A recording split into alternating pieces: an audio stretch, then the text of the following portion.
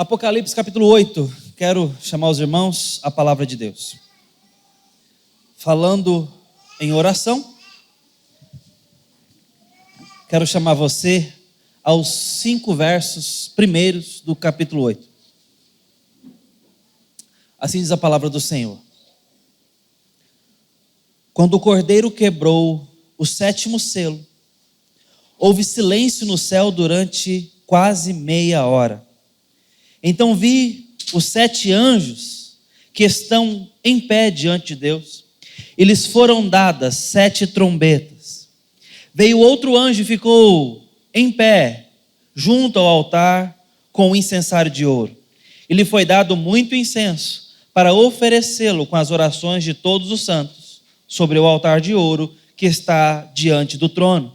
E da mão do anjo subiu à presença de Deus a fumaça do incenso, com as orações dos santos.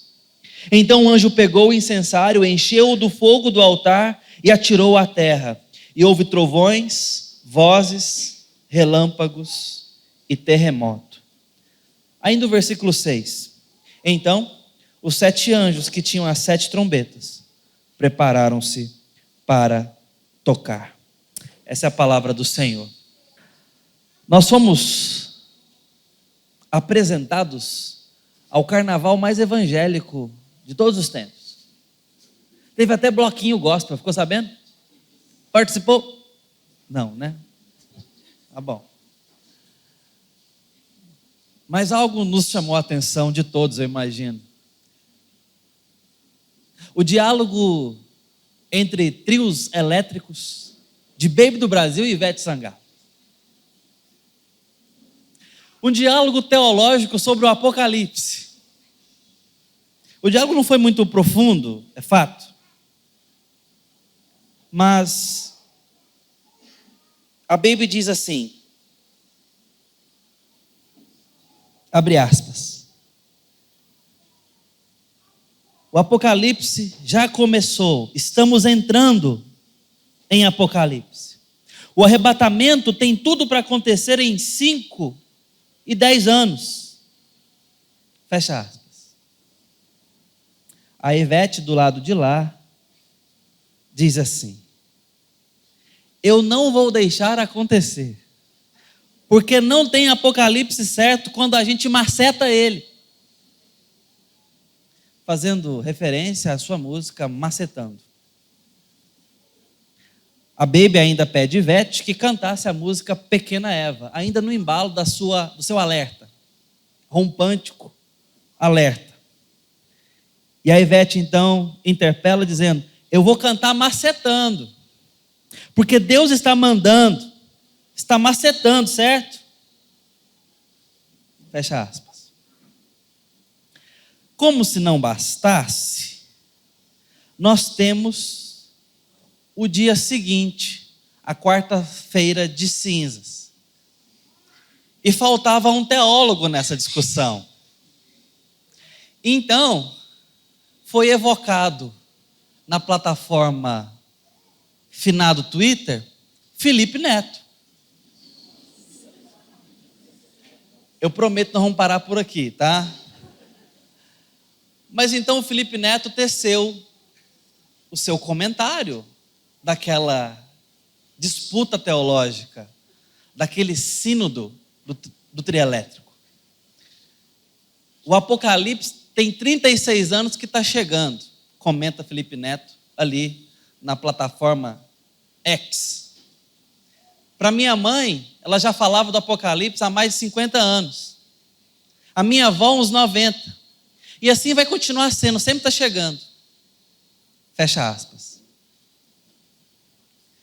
Diante de tudo isso, eu queria trazer agora, de fato, alguém inspirado pelo Espírito Santo para falar sobre isso. E não sou eu, mas é o apóstolo Pedro, na sua 3ª carta. Ouça com a máxima atenção. Amados, esta agora a 2ª carta que escrevo a vocês. 2 de Pedro 3, tá? Em ambos, procuro com lembranças despertar a mente esclarecida de vocês, para que se lembrem das palavras que anteriormente foram ditas pelos santos profetas. E também se lembrem do mandamento do Senhor e Salvador, que os apóstolos de vocês ensinaram. Esse é o objetivo de Pedro. Agora então ele diz, mas antes de tudo, saibam que nos últimos dias virão escarnecedores com suas zombarias, andando segundo as próprias paixões e dizendo, onde está a promessa da sua vinda? Porque desde que os pais morreram, todas as coisas permanecem como desde o princípio da criação. Acontece que, de propósito, esquecem que os céus existem desde muito tempo e que a terra surgiu da água e através da água pela palavra de Deus. Com base nesta palavra também o mundo daquele tempo foi destruído, afogado em água. Pela mesma palavra, os céus e a terra que agora existem têm sido guardados para o fogo, estando reservados para o dia do juízo e da destruição dos ímpios. Ponto.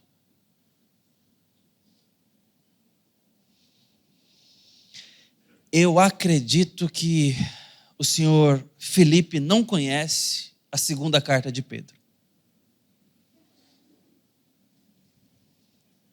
Eu vou tuitar para ele o capítulo 3.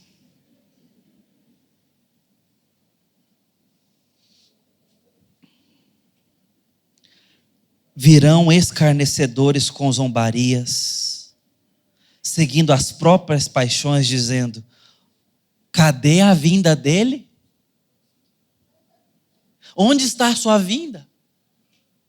E aí Pedro, sabiamente, lembra que o mundo é maior do que nós, que o tempo é mais longo que a nossa vida, e que a nossa sabedoria é limitada, e que nós nos esquecemos com facilidade. E justamente ao fazer esse exercício, o que Pedro coloca no meio? O caso da arca de Noé. Para nos lembrar e ridicularizar os zombadores, dizendo, outros já foram ridicularizados no passado, sobre o mesmo assunto. Porque um dia, um doido saiu falando que ia cair água do céu, onde já se viu. E começou a construir um barcão, falando que ia colocar bicho lá dentro, de todo tipo. E nessa conversa doida e demorada, porque construir uma arca daquela envergadura, daquele tamanho, ainda que com informações precisas e instruídas, demorou. Noé teve centenas de anos. Demorou para fazer aquilo. E cotidianamente as pessoas passaram e viam aqueles sinais, aqueles pregos sendo batidos naquela madeira todos os dias.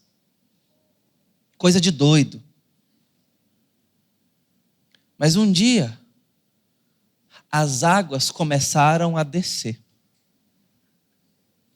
E nós muitas vezes contamos essa história para crianças, dando uma suavizada grave. Mas o fato é que Deus fecha a porta da arca quando a água já está alta.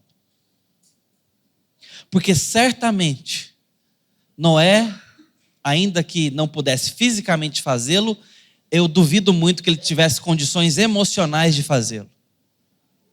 Porque o que começa a acontecer, e certamente ele já via,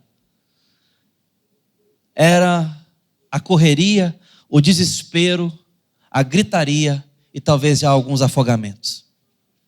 O que se segue nos próximos dias, talvez horas, é muito corpo boiando. Uma cena completamente horrível. E a cena de dentro da arca não estava melhor.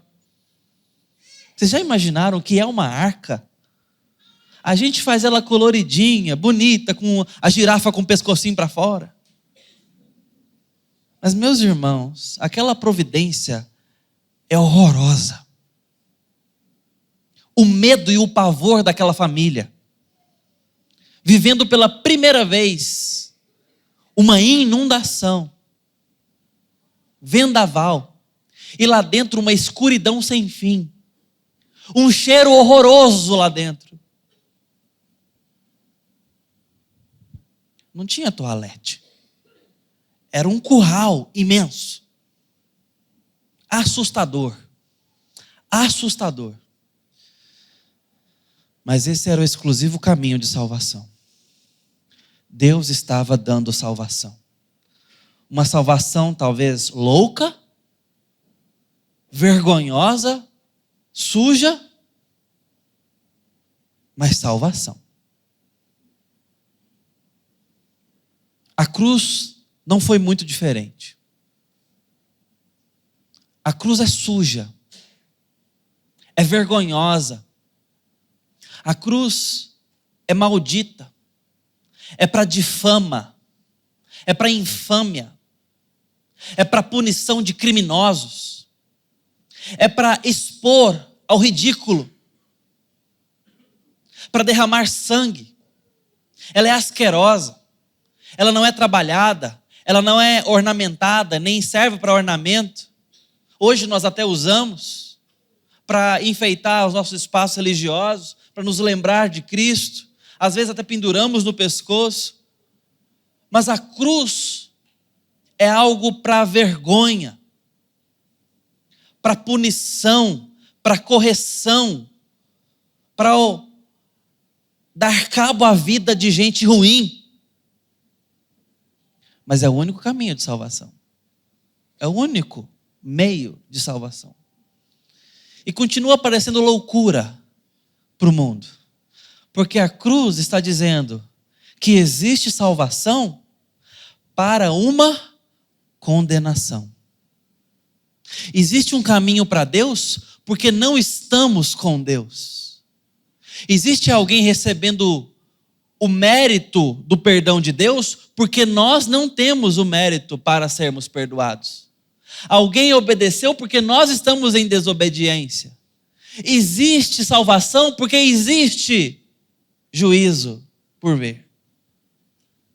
Às vezes queremos Jesus, mas não queremos falar de juízo. Às vezes queremos falar do Evangelho, mas não queremos falar por que o Evangelho existe. Ele existe como antítese da maldição, como cura para a condenação, como liberdade da escravidão que nós temos do império das trevas, das nossas paixões, da condição caída, morta, pecaminosa. Para cancelar a inimizade que temos com Deus, necessariamente, exceto se formos perdoados. E eu sei o quanto isso é indigesto.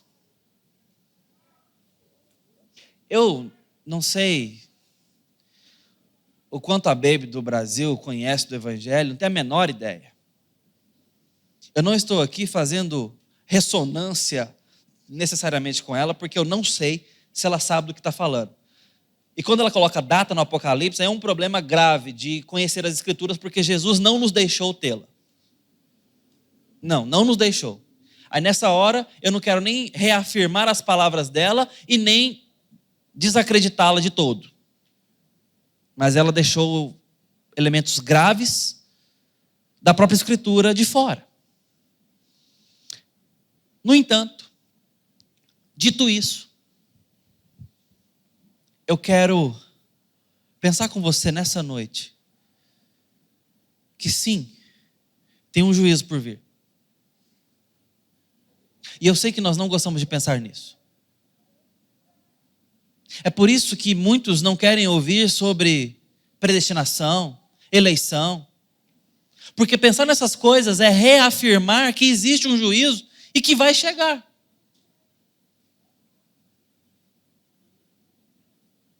Mas talvez você tenha alguém na sua casa não alcançado pelo Evangelho. Talvez seja a sua esposa. Talvez o seu marido, a sua namorada, o seu namorado, talvez um filho. Talvez os seus pais. Queridos irmãos, eu sei o que é viver isso. Minha mãe entrou num casamento com julgo desigual. Ela tinha 13 anos, começou a namorar. Meu pai, 28. Ela teve que aumentar, não, 28 não, 28 ele se casou, ele tinha 27, 26, 25, sou ruim de geografia. Ele tinha uns 25 mais ou menos, na época. Namoraram por 3 anos, então se casaram. Ela tinha 15 quando se casou, mas não podia casar com 15, mudou o documento para 16. Meu pai era carteiro da cidade. E minha mãe entregava correspondências no Correios. Meu avô era chefe daquela agência. Ele que fundou aquela agência de Itaberaí, de Itaguari, eu não sei se de Itaúsu e de Uruana. Então, quando ele fundou aquela agência, foi nesse período, eles passando por ali, se conheceram, namoraram e casaram. Meu pai, de origem católica, se preparou como coroinha, ia trilhar os passos ali do sacerdócio, mas lá pelas tantas, era boêmio demais para isso. Deixou para lá e foi viver a vida dele. Não gostava muito nem do trabalho, assim. Meu pai trabalhava o mínimo possível. Meu avô sempre insistiu para que ele assumisse os Correios, fosse o chefe da agência. Tinha ali uma possibilidade com nepotismo, tá? Na época tinha essa possibilidade. Mas meu pai nunca quis isso não. Preferia entregar as cartinhas dele ali e tudo mais. Era carteiro. Mas então meu pai queria casar com uma moça presbiteriana. Presbiteriana de berço. Nascida na roça, na cidade de Uruana. Não dava. O pastor falou, não faço o casamento de vocês. Vocês estão em jogo desigual. E o meu pai, meio artista, um tanto quanto inteligente. Pastor, o que eu preciso fazer? Beto, você tem que fazer o catecúmeno e eventualmente se batizar e tal. Tá bom, vou pensar sobre isso. Esperou mais um tempo, voltou, se matriculou no catecúmeno, se batizou eventualmente e chegou até a substituir o pastor nas férias dele. Dirigia estudos bíblicos ali, na igreja. Ler um livro e ensinar, fácil. Se casaram. Mas aí a máscara da fé cai. E minha mãe começa a travar uma batalha de oração que durou mais de 20 anos. Orando pelo marido, que era um bom marido. Um bom pai. Mas que não amava Jesus. Então, no dia que a minha mãe era fraca na fé, ela não tinha com quem contar. No dia que a minha mãe não estava com força, ela não tinha com quem contar espiritualmente. No dia que a minha mãe precisava aconselhar na palavra os seus filhos, ela não tinha com quem contar. Minha mãe não tinha o direito de ser fraca. Minha mãe não tinha o direito de padecer da fé. Minha mãe não tinha o direito de precisar de ajuda, espiritualmente falando. E é isso que acontece com quem entra num jugo desigual. Caminha sozinho na fé. E minha mãe caminhou sozinha na fé. Eu fui criado aqui no Sonho Verde. E eu lembro de ver o meu pai na porta da igreja cristã evangélica, dentro de uma variante amarela, buzinando, para minha mãe sair da reunião de oração. E minha mãe me pegar envergonhada e nós entrarmos dentro do carro e ir embora para casa. Eu lembro algumas vezes meu pai ir ao quarto onde minha mãe estava fazendo uma vigília de oração dentro de casa. E minha mãe comentar que meu pai abriu a porta e falou, vamos para a cama, não é possível que sua igreja inventou mais essa.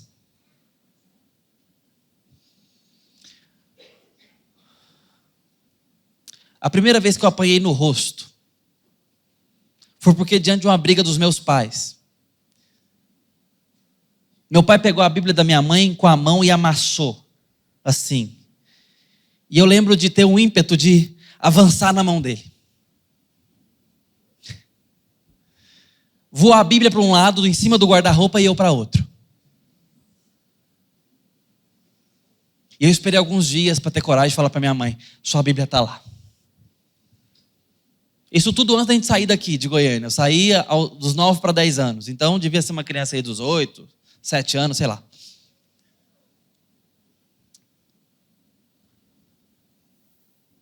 "20 anos orando pelo meu pai. 20 anos uma batalha de oração. 20 anos pegado com o Senhor, lendo a Bíblia, crendo que Deus pode fazer alguma coisa pelo marido. E minha mãe nos criou na igreja. Curiosamente, meu pai nunca deixou que eu faltasse à igreja. Em algum momento a dor dela passou a ser nossa, os filhos. Até que meu pai se aposentou aos 47 anos aqui na Praça Cívica. E então falou, quero descansar. Vamos para o interior. E minha mãe voltou para Uruana. Nós fomos mudar para lá. E no ano seguinte, meu pai descobre uma manchinha na perna. Com 1 semana e meia, ele falece. Ele teve uma síndrome que foi descoberta, ou pelo menos intitulada recentemente. Síndrome de Tornier. Uma doença rara, fulminante, agressiva. E falece aos 48 anos de idade. Por mais que tenhamos todo esse espectro de rebeldia na fé, foi-se ali alguém alegre, festeiro, dançarino, pintor, desenhista. Nos nossos aniversários, sem dinheiro, enchia a casa de cartolinas, escrevendo mensagens para nós, com uma letra estilizada que ele inventou. Todo aniversário era assim. Pelo menos até o ano de 2000.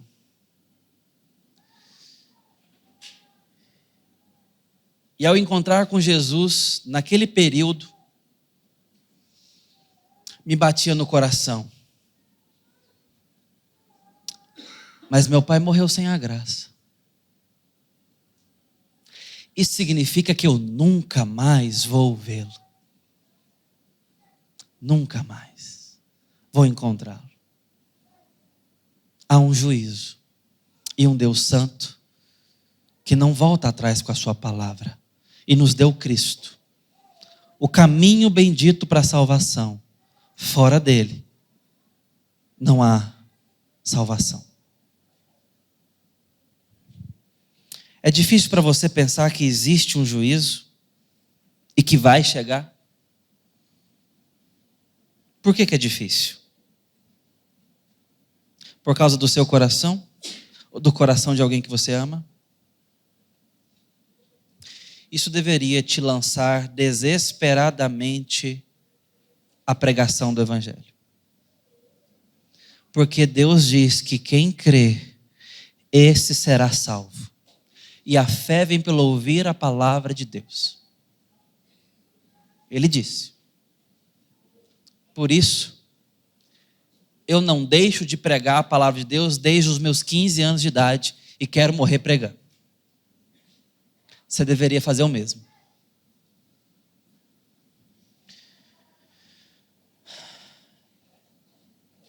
É por isso que Apocalipse foi escrito. Domiciano domina sobre Roma. Estamos falando aqui do ano 96 a 98 depois de Cristo. Nesse período, ele agora avança para o inimaginável, superar o seu antecessor Nero da época de Paulo. Nero chegou a botar fogo em gente, crente, na rua. Nero era um pouco pirotécnico. O que Domiciano poderia fazer agora para deixar o seu legado? Ele já usou fogo, já queimou crente. Vamos fazer o seguinte. Não mata mais nenhum líder. Não precisamos de um mártir a mais. Pega João e coloca em cárcere, João é mandado para a ilha de Pátimos. Capítulo 1, versículo 9. Por causa da palavra me achei em Pátimos. Porque ele estava pregando a palavra. Então agora ele é literalmente ilhado, para não pregar mais. Segundo, eu preciso substituir o culto dessas pessoas. A partir de agora, eu quero ser tratado como Dominus et Deus, Senhor e Deus por todo o império. E aquele que se recusar a me adorar como Senhor e Deus, que arque com as consequências. Pode matar e prender os seus líderes. Prende os líderes, mata as pessoas menores. Esta é a situação do final da década do primeiro século. Está sendo a pior coisa do mundo ser crente nesse momento. Porque nós não apenas recebemos constrangimento digital, a gente perde a vida, a liberdade, tem família sendo separada. A gente não ganha só um estranhamento no trabalho, fica um pouco deslocado, sendo o estranhão da turma, o careta. É perseguição. Não pode ser cristão, não pode amar Jesus no final do primeiro século. E nesse cenário, o Apocalipse é escrito e entregue para as igrejas da Ásia Menor. Não todas. Pelo menos é entregue para todas, mas não são todas as consideradas aqui na tratativa. Apenas 7. Para se valer de uma numerologia judaica, onde é expresso que a totalidade das igrejas estão sendo consideradas.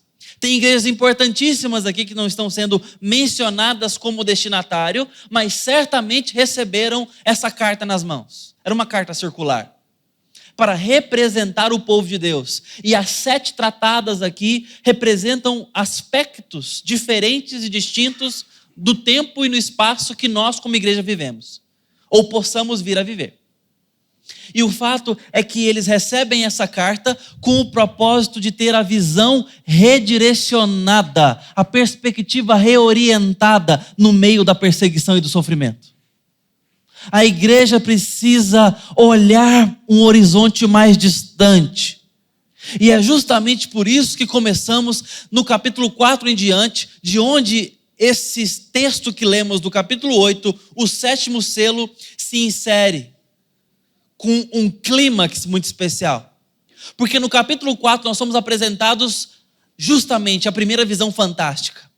O grande trono de Deus. Porque o povo está sendo agora encorajado a olhar para o horizonte da história, para olhar para as suas circunstâncias e ver que a história não termina debaixo do trono de Roma.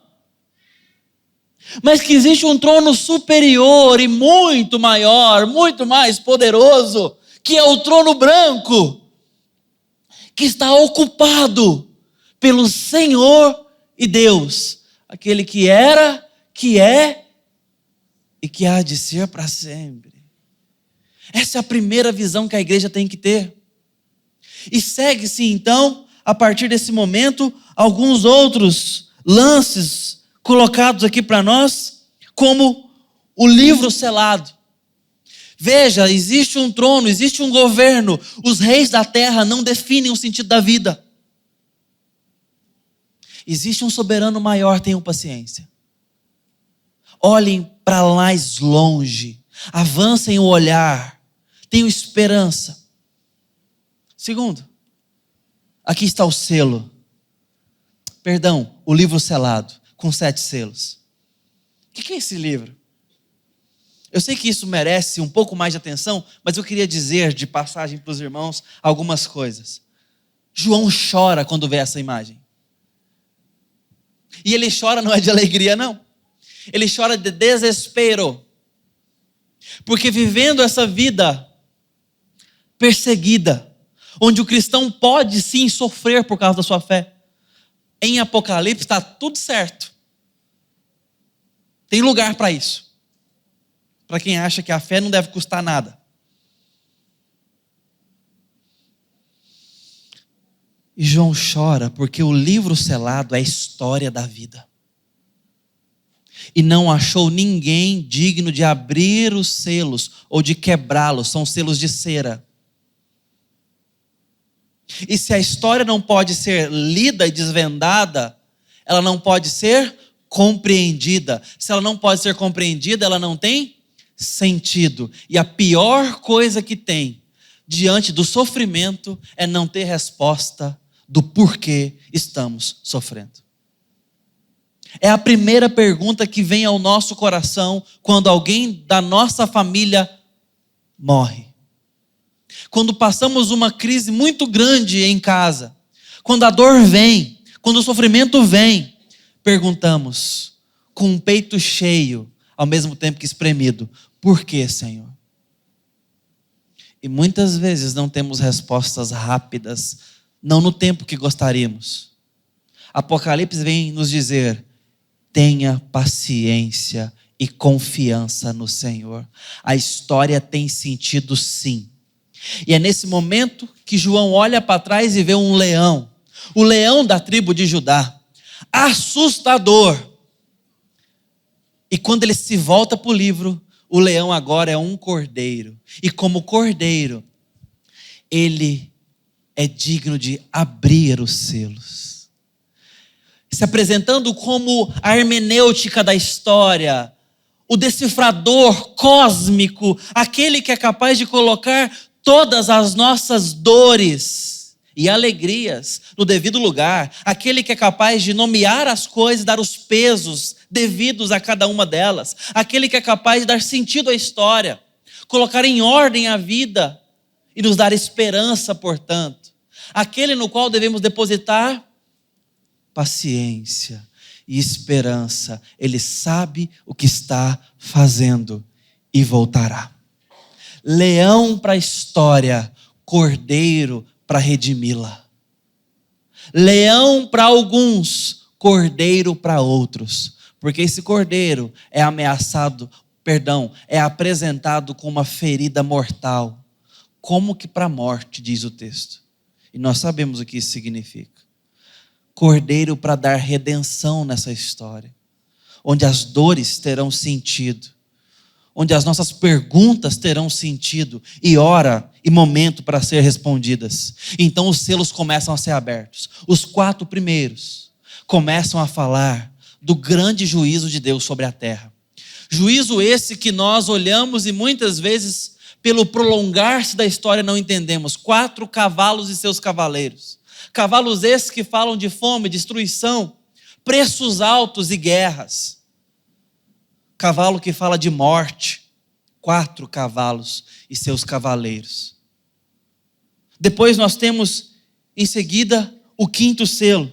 E o 5º selo é apresentado para nós, mostrando mais, agora, dessa visão cósmica diante de Deus.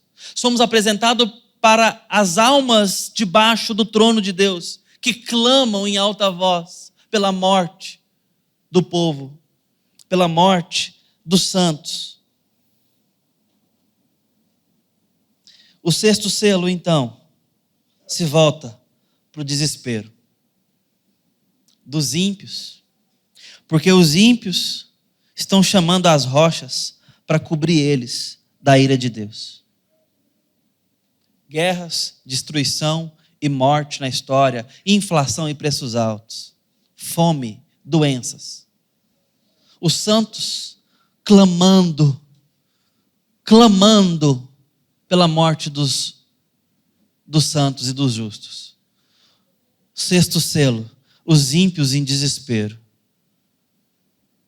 Essa é a história da humanidade. Que enredo, irmãos. Que enredo assustador. Qual a nossa esperança diante de tudo isso? Qual o nosso papel diante de tudo isso? O 7º selo nos encaminha para o final desse sermão, mas nos coloca no devido lugar. Porque quando o 7º selo é quebrado, é como que pela primeira vez o céu fica em silêncio por cerca de meia hora. Essa é toda uma linguagem figurada para nos mostrar que alguma coisa está prestes a acontecer, mas no silêncio, outras coisas estão acontecendo. Porque as imagens que temos em seguida nos mostram ou sugerem que esse silêncio é porque a oração dos santos estão sendo ouvidas diante do trono. É como se Deus colocasse todo mundo em silêncio para ouvir a oração da igreja. E se prepara, dando ao anjo diante do altar um incensário de ouro. Agora são evocadas figuras veterotestamentárias dos sacerdotes da época da tenda e do templo. O incensário ficava lá fora, junto ao propiciatório e próximo ao altar. No propiciatório era derramado sangue, no altar queimado a oferta pelo pecado. E o incensário se reunia agora para dentro do Santo dos Santos, com um candelabro, por exemplo, fazendo a mesma função, de levantar aroma e fumaça junto com o altar. E essa fumaça erigida sempre foi símbolo da prece, da oração do povo de Deus. Deus dá à igreja do final do primeiro século a visão de que existe um anjo. Quando as orações são ouvidas, e esse anjo tem as orações sendo levadas para diante do trono de Deus, subindo ao trono de Deus, e Deus para ouvi-las. E ao término das orações, diz o texto que ele responde. E ele responde ateando sobre a terra. Diz o texto: encheu com o fogo do altar. O altar é onde houve morte para remissão de pecado. Ele pega desse fogo e lança sobre a terra trovões, vozes, relâmpagos e terremotos. E depois dessa resposta catastrófica, são dadas 7 trombetas para os anjos. E é dito a eles: preparem-se para tocar. E eles vão tocar 7 trombetas. E essas 7 trombetas anunciarão juízo. Juízo. E a vitória do Senhor contra os seus inimigos. O que nós aprendemos com tudo isso? Primeiro, há um juízo por vir. E ele não falhará. E ele é assustador.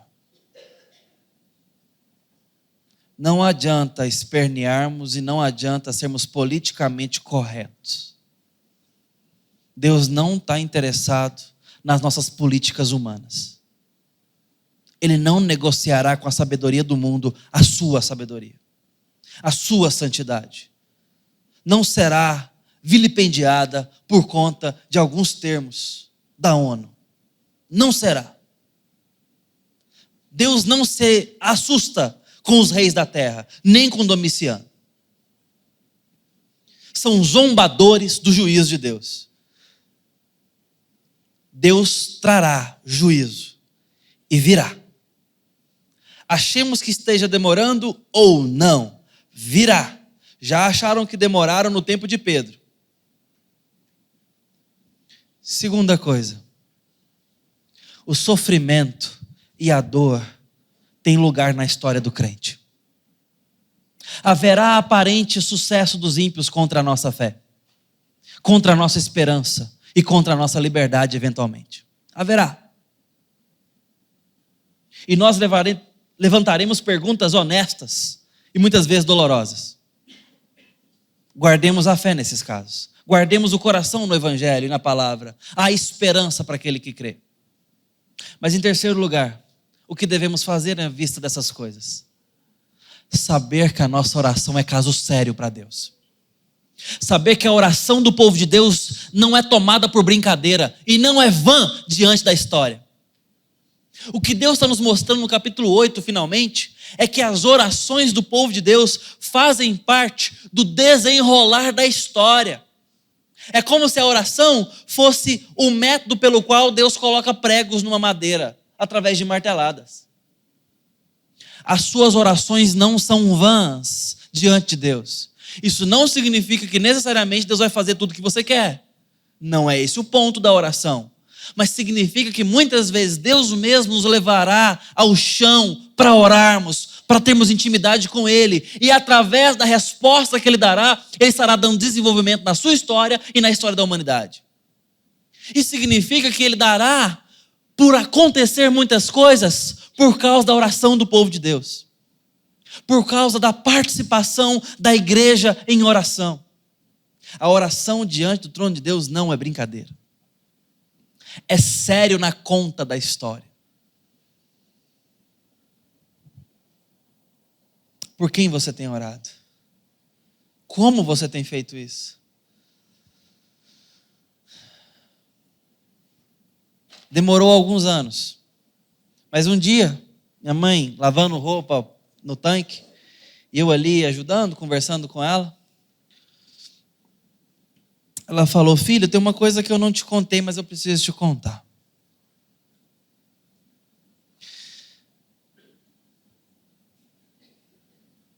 Um dia depois do aniversário do seu pai, ele fez aniversário dia 6 de outubro, ele falece dia 8 de outubro. Dia 7 de outubro, seu pai estava entre uma dopação e outra. Ele teve um momento sóbrio e me chamou para conversar comigo. Eu já me assustei porque eu tive uma noite muito especial na madrugada anterior. Minha mãe conta que teve uma oração como ela nunca teve antes. Porque ela estava orando e de alguma forma percebeu que era a última oração que ela faria pelo meu pai.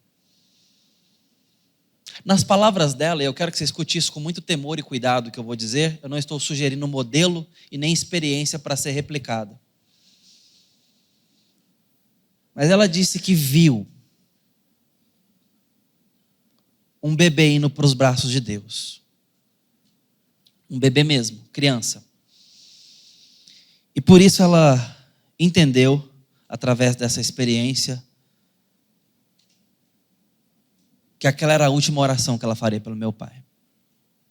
E mais uma vez ela estava ali na batalha de oração dela, batendo pregos na madeira. No dia seguinte, meu pai chama minha mãe para conversar, e meu pai não estava conversando aqueles dias. Por isso ela foi dizendo ela com muito assombro, né? E meu pai, em poucas palavras, disse algo que para nós foi muito especial. Ele disse: Maura, eu sei que você sempre orou por mim. E eu quero te dizer que eu creio. Meu pai vai falecer no dia seguinte, às 11 e pouco da noite, mais ou menos, 10 e tanto da noite, mais ou menos por aí. Minha mãe demorou um tempo para me falar isso. São palavras verdadeiras? Não sei. Mas deixa eu te falar uma coisa, eu me agarro a elas com toda a força que eu tenho. Dá até para achar que eu consigo segurar.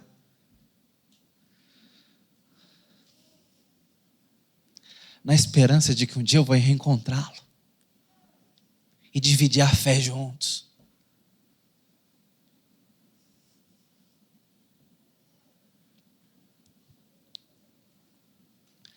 Como eu quero abraçar meu pai sabendo que ele crê em Jesus.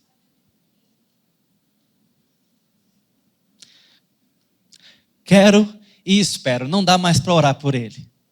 Não dá mais. Mas eu quero confiar na palavra pregada. Foi semeado. Nas orações semeadas. Foi intercedido. Foi.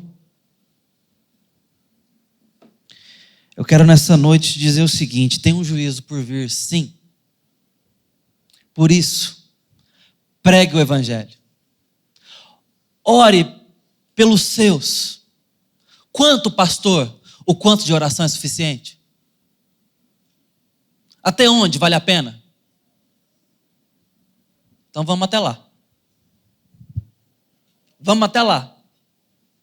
O quanto que vale pelos nossos filhos? O quanto testemunho? O quanto da palavra? O quanto em oração investido? Até alcançarmos a nossa família, os nossos amigos, os nossos parentes, o nosso bairro, a nossa cidade, o nosso país. O quanto é suficiente?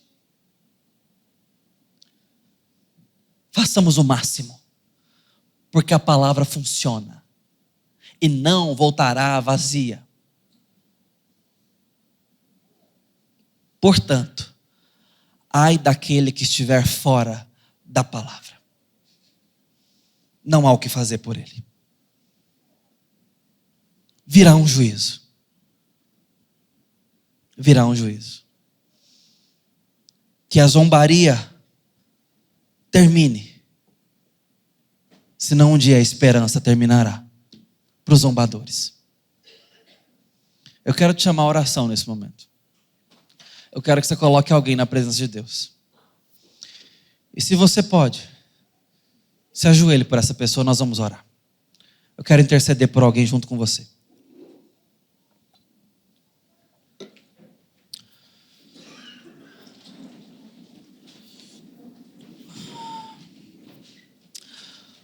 Ó Deus bendito. No Apocalipse de João, o céu foi colocado em silêncio para que as orações da igreja fossem ouvidas. Por isso nós te pedimos nessa noite, escute a nossa oração, Pai. Escute a oração da tua igreja. Nós temos pessoas para apresentar para o Senhor e te pedir: alcança, cura, perdoa, Senhor. E naquilo que depender de nós, nos dê um testemunho, Senhor, para comunicar o teu evangelho maravilhoso. Nos dê palavras, ó Deus, nos dê fidelidade. Ó Deus bendito, escuta a oração da tua igreja. Escuta esses nomes que estão sendo apresentados agora. Nos dê fé e perseverança. Deixa fluir em nós rios de água viva para essas pessoas, ó Deus. Pai, nos dê fidelidade no trabalho. Nos dê um testemunho fiel na escola, na faculdade, no trânsito, em casa, ó Deus. Nos dê vida com o Senhor, ó Deus. Ó Deus amado, escuta a nossa oração.